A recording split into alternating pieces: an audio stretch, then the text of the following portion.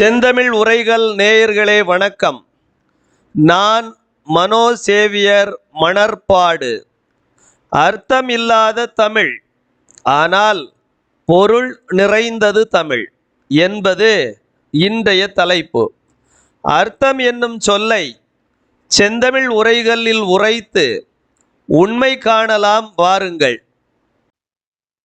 சீரிழமை திறமிகுந்த செந்தமிழை சிதையாமல் காப்பதுவும் நம் கடனே. தலைப்பை கண்டால் உங்களுக்கு சினம் கூட வரலாம். அர்த்தம் இல்லாத தமிழ் என்பதா என்று. ஆம், அர்த்தம் என்பது தமிழில் அன்று இல்லாத ஒன்று. ஏனென்றால் அர்த்தம் என்பது தமிழ் சொல்லே அன்று என்பதை சில சான்றுகளின் வாயிலாக உங்களுக்கு நிறுவி காட்ட விரும்புகிறேன். தர்மர், கர்ணன், அர்ச்சுனன், துர்வாசர், துர்கா இவையெல்லாம் வடநாட்டிலிருந்து வந்து தமிழ்நாட்டில் வழங்கப்படும் பெயர்கள் என்பது நாம் எல்லோரும் அறிந்ததே. அர்ச்சனை, கற்பூரம், சர்க்கரை, தர்ப்பை, வர்ணம் இவையாவது தமிழ் சொற்களா என்றால் இவையும் தமிழ் சொற்கள் அல்ல என மறுக்கிறது நம் தமிழ் இலக்கணம். பவணந்தி முனிவர் எழுதிய நன்னூலில் எழுத்ததிகாரத்தின் 119வது நூற்பாதான் மேற்கண்ட சொற்களை தமிழ் சொற்கள் அல்ல என மறுக்கிறது. மறுக்கும் நூற்பாவை காண்போமா? ய ர ழ ஒற்றின் முன் க ச த ப ங ஞ ந ம ஈரொற்றாம் ர ழ தனிக்குறில் அணையா என்பதுதான் அந்த நூற்பா.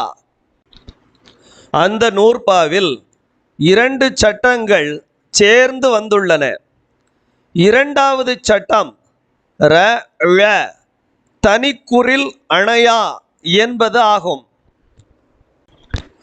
அதன் பொருளை பார்ப்போம். இர் இழ் என்னும் எழுத்துகள் தனிக்குறிலை தொடர்ந்து வரக்கூடாது. அஃதாவது ஒரு சொல்லின் முதல் எழுத்தாக குறில் இருக்கும்போது இரண்டாவது எழுத்தாக இர் என்னும் எழுத்தும் இழ் என்னும் எழுத்தும் வரக்கூடாது.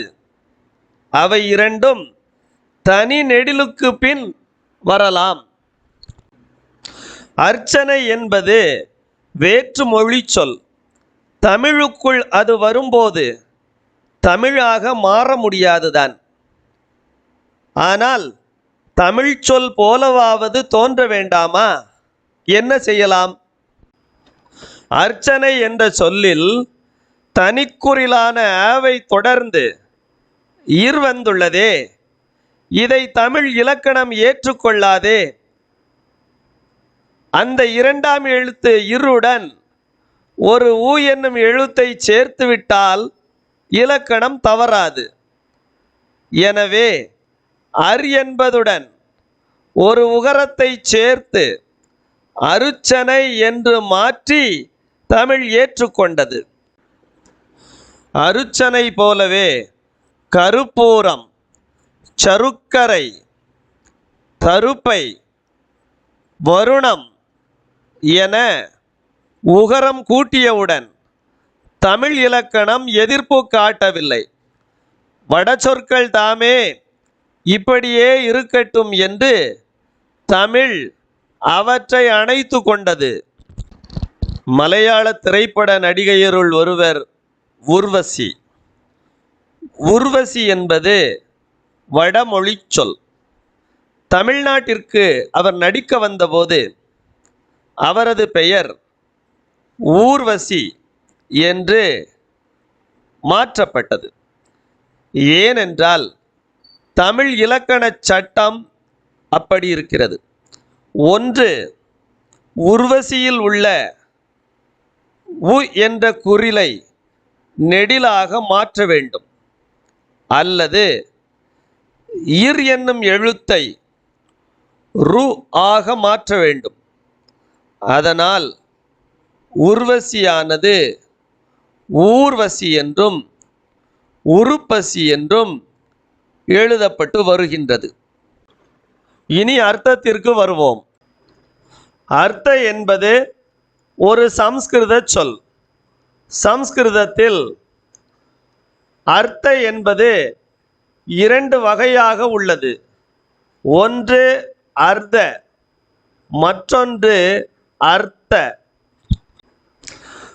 அர்த்த என்றால் பாதி அல்லது அரை.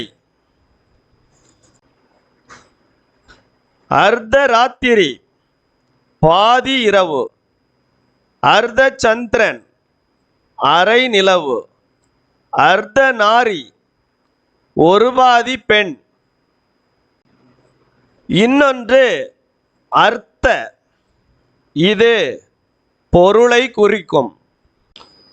அர்த்த என்பது மீனிங் என்னும் பொருளையும், வெல்த் என்னும் செல்வம் அல்லது பொருளையும் குறிக்கும். அர்த்த சாஸ்திரம் கேள்விப்பட்டிருப்போம். The treatise on wealth or economics, அதாவது பொருள் குறித்த கலை.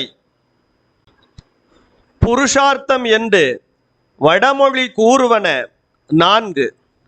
அவை தர்மார்த்த காம மோக்ஷ என்பனவாகும். தர்மார்த்த காம மோக்ஷம் என்றால் வேறு ஒன்றுமில்லை, அறம், பொருள், இன்பம், வீடு என்பவைதாம் அவை.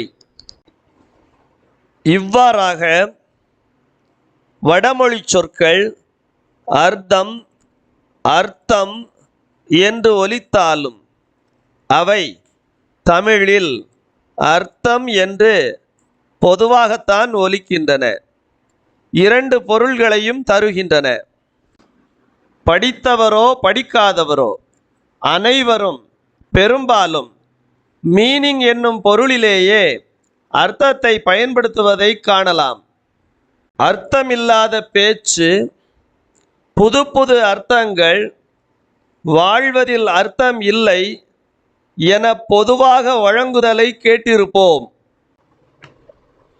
இச்சொல்லின் அர்த்தம் என்ன, இச்செய்யுளின் அர்த்தம் கூறு என வகுப்பறையில் வழங்கப்பட்டு வருவதையும் அறிவோம். தமிழ் இலக்கணப்படி அ என்ற குறிலை தொடர்ந்து இர் எனும் எழுத்து வருவதால் அர்த்தம் என்பது தமிழ் சொல் ஆகாது. மாறாக அது வடமொழியாம் சம்ஸ்கிருத சொல்லே. பின்னாளில் அர்த்தத்தை வட சொல்லாக தமிழ் வகைப்படுத்தி வைத்து கொண்டது. அதனால்தான் தலைப்பில் அர்த்தமில்லாத தமிழ் என்றேன். அதாவது அர்த்தம் என்னும் சொல் இல்லாதது தமிழ் என்றேன். அர்த்தம் இல்லை, ஆனால் பொருள் மிகவும் நிரம்பியது நம் செந்தமிழ். அகப்பொருள் புறப்பொருள் என இரு பொருள் கொண்டது தமிழ். அந்த பொருளுக்கே இலக்கணம் கண்டது தமிழ். பொருட்பாலில் பொருளல்லவரை பொருளாகச் செய்யும் பொருளல்லது இல்லை பொருள் என்ற வள்ளுவர் அர்த்தத்தை பயன்படுத்தவில்லை, பொருளைத்தான் பயன்படுத்தினார். அர்த்தம் என்பது 5 எழுத்துச் சொல், பொருளோ 3 எழுத்துச் சொல். சொற்செட்டுள்ள தமிழ் பொருளை பயன்படுத்துவோம். இனிமையும் எளிமையும் இலக்கண முறைமையும் அமைந்த பொருள் என்னும் சொல்லை பயன்படுத்தி இச்சொல்லின் பொருள் என்ன, இப்பாடலின் பொருள் என்ன என வழங்கி பிறமொழி அர்த்தம் தவிர்ப்போம். நம்மொழி சொல்லாம் பொருளையே எப்போதும் பயன்படுத்துவோம். செந்தமிழை சிதையாமல் காப்போம். நன்றி, வணக்கம்.